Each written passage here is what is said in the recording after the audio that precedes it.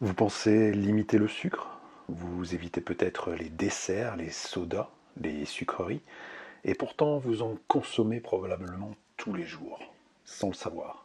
Ce sucre est discret, il ne se voit pas toujours, il ne se présente pas forcément comme un aliment sucré, mais il est présent dans des produits du quotidien et consommé régulièrement. Il peut influencer votre organisme, notamment votre énergie, votre concentration et donc indirectement sur le fonctionnement du cerveau. Des travaux de recherche de l'INSERM s'intéressent à ces liens entre alimentation et fonction cognitive. À plus grande échelle, l'Organisation mondiale de la santé recommande de limiter les sucres dits libres. Mais encore faut-il savoir où ils se trouvent, car c'est là que réside le problème. Ce sucre est souvent caché dans des produits considérés comme normaux et parfois même sains. Dans cette vidéo, vous allez découvrir où se cache réellement ce sucre, pourquoi il est si présent et comment il peut influencer votre cerveau. Parce que parfois, ce que vous ne voyez pas est justement ce qui vous impacte le plus. Pour comprendre le problème, il faut d'abord identifier ce que l'on appelle le sucre caché. Il ne s'agit pas uniquement du sucre que vous ajoutez vous-même, mais de celui qui est déjà présent dans les aliments ou produits transformés, et souvent en quantité non négligeable. Le premier point important, le sucre ne s'appelle pas toujours sucre. Sur les étiquettes, il peut apparaître sous différentes formes. Sirop de glucose, sirop de fructose, maltodextrine, dextrose, saccharose. Résultat, vous pouvez en consommer sans en avoir conscience. Deuxième point, les aliments du quotidien concernés. Contrairement à ce que l'on pourrait penser, ce sucre n'est pas uniquement présent dans les desserts. On le retrouve dans les céréales du petit déjeuner, dans certains yaourts aromatisés, dans les plats préparés, les sauces industrielles, le pain industriel et certaines boissons.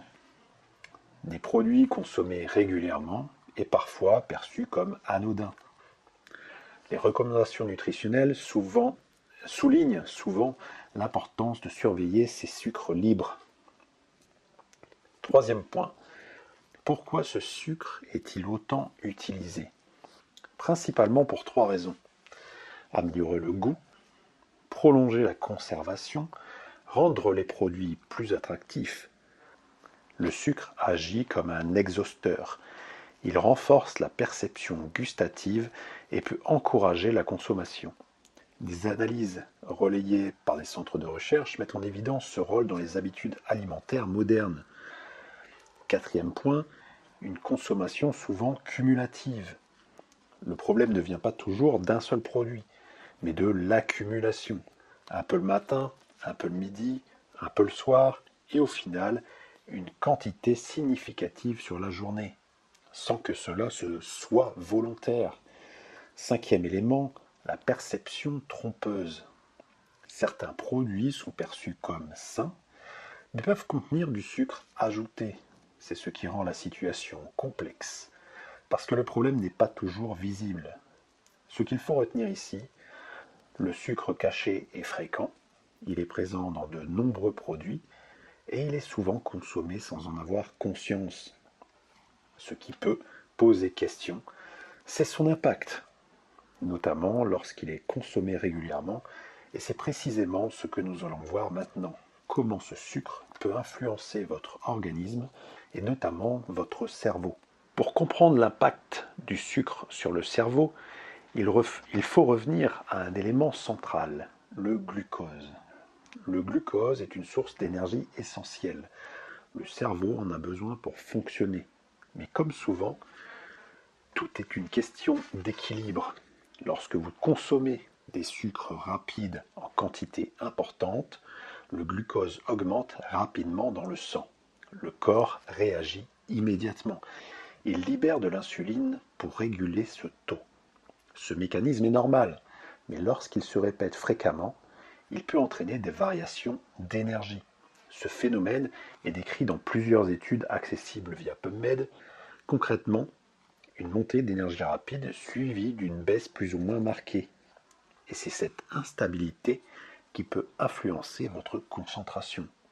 Votre cerveau dépend d'un apport régulier en énergie. Lorsque cet apport fluctue, ses performances peuvent être affectées. Cela peut se traduire par une difficulté à se concentrer, une sensation de fatigue mentale, une baisse de vigilance. Des travaux de différents laboratoires comme l'INSERM soulignent le lien entre alimentation et fonction cognitive. Un autre point important concerne la répétition. Une consommation occasionnelle n'a pas le même impact qu'une consommation quotidienne. Lorsque ces variations se répètent, elles peuvent influencer la régulation énergétique globale. Les recommandations internationales insistent sur la limitation des sucres libres dans l'alimentation. Il ne s'agit pas de les supprimer totalement, mais de les contrôler. Il faut également prendre en compte un aspect comportemental. Le sucre active certains circuits liés au plaisir, ce qui peut encourager la consommation répétée, sans forcément que l'on en ait conscience. C'est un mécanisme étudié dans différents travaux scientifiques. Enfin, il est important de rappeler que tous les sucres n'ont pas le même effet. Ceux présents naturellement dans les aliments complets s'accompagnent souvent de fibres, ce qui ralentit leur absorption. A l'inverse, les sucres ajoutés sont absorbés plus rapidement, ce qui accentue les variations. Ce qu'il faut retenir ici, le sucre n'est pas un ennemi en soi, mais une consommation excessive ou mal répartie peut influencer l'énergie mentale et donc indirectement votre concentration et votre sensation de fatigue. La bonne nouvelle, c'est que ces effets peuvent être limités avec des ajustements simples et c'est exactement ce que nous allons voir dans la prochaine partie. Comment réduire ces effets sans tout supprimer et sans frustration. Réduire le sucre caché ne signifie pas tout supprimer. L'objectif est plutôt de reprendre le contrôle et surtout de mieux identifier ce que vous consommez. Premier levier, lire les étiquettes. C'est une étape clé. Comme vu précédemment, le sucre peut apparaître sous plusieurs noms. Apprendre à les repérer permet déjà de prendre conscience des quantités et d'ajuster ses choix. Des analyses disponibles via PubMed soulignent l'importance de cette transparence pour mieux gérer sa consommation. Deuxième levier, privilégier les aliments peu transformés. Les produits bruts contiennent généralement moins de sucre ajouté.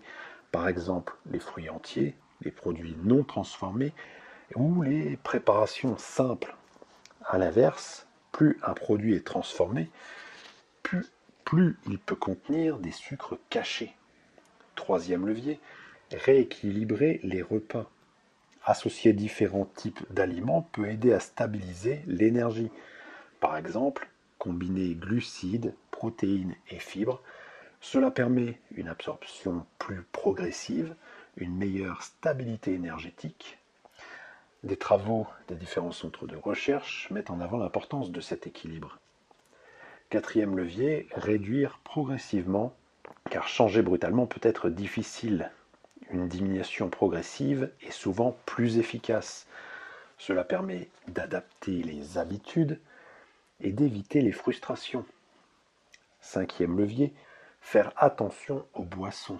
Certaines boissons contiennent des sucres ajoutés, parfois en quantité importante. Les limiter peut avoir un impact rapide, mais voyons les erreurs les plus fréquentes. Erreur numéro 1, tout supprimer d'un coup. Une approche trop radicale est difficile à maintenir et peut conduire à un abandon. Erreur numéro 2, remplacer par des produits ultra transformés sans sucre. Certains produits alternatifs peuvent être très transformés et ne pas apporter les bénéfices attendus. Erreur numéro 3, se fier uniquement au goût. Un produit peu sucré en goût peut quand même contenir du sucre. Erreur numéro 4, négliger l'accumulation.